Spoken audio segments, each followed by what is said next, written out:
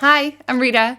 Today I want to share a not so great, a better, and a best way to report on results. So, in this first tab, you can see a not so great report. This report looks kind of beautiful, right? It has really nice colors, a lot of data, but there's just one big problem with it. I have no idea what data here is important or not important.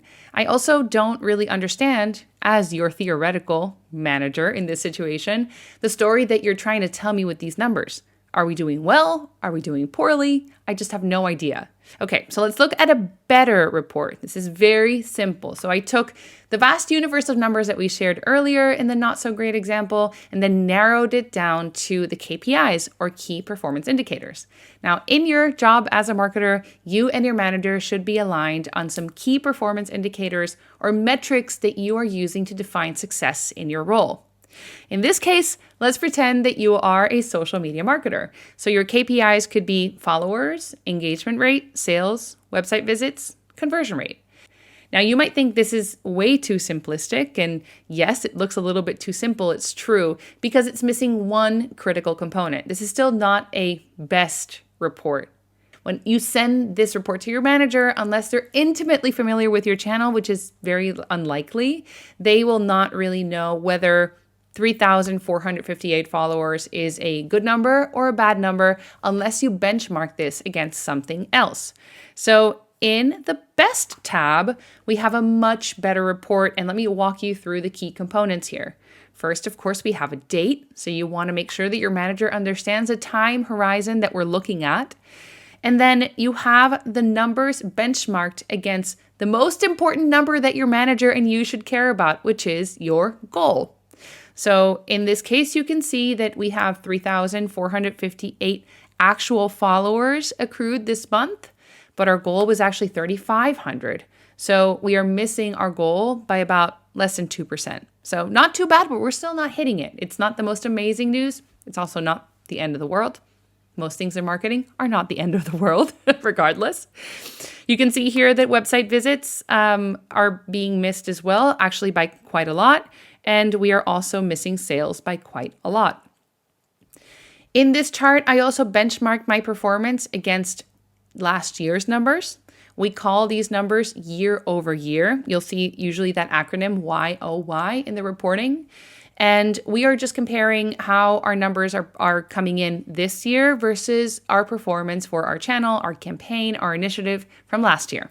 Okay, so when you look at these numbers now, they actually start telling a story.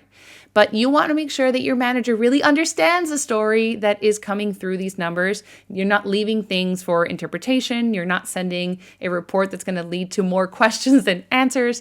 So the last and final most important thing that you can do when you're sharing results with your manager is to actually do analysis. Analysis is sometimes used interchangeably with reporting. It's not the same thing. Reporting is what we do with this chart. We're just putting numbers on a spreadsheet, sending it over the fence. Analysis means that we actually took time to think about what the numbers mean, to sort of glean and understand the story that these numbers are trying to tell.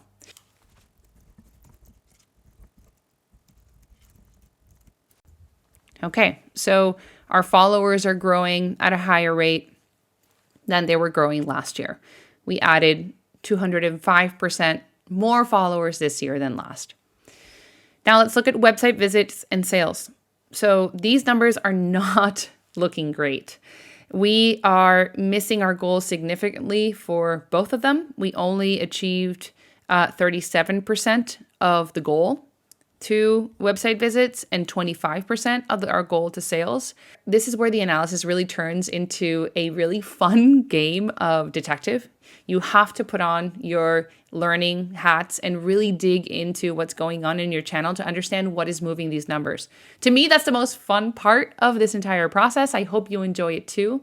But I'm going to give you some hints, since this is a hypothetical scenario, of what you could look into if you saw numbers like this.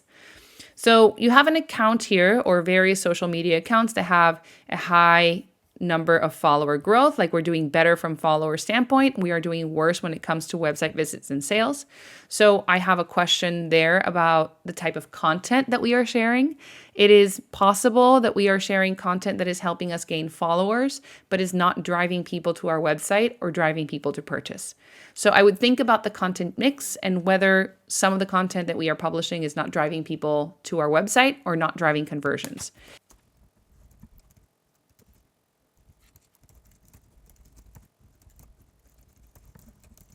The second thing that I'm going to investigate is macro elements. So are we seeing website visits and sales go down overall?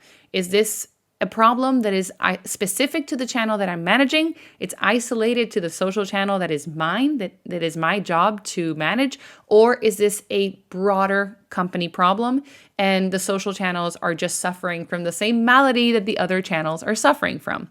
So it's really important to consider that. So I'll write that as a second point. Okay, so those are the two things that I would look into if I was a manager or marketing manager and a marketing associate in your shoes. I would then summarize my findings and then come up with a recommendation to improve the performance of either my website visits and sales going forward. And now, if your manager asks you to report on results, do not be afraid. The process doesn't have to be so scary and daunting. You can create a report that is quite simple, but also tells a story that your manager can understand. I'm going to put the link to this report in the notes. Thank you for watching and see you next week.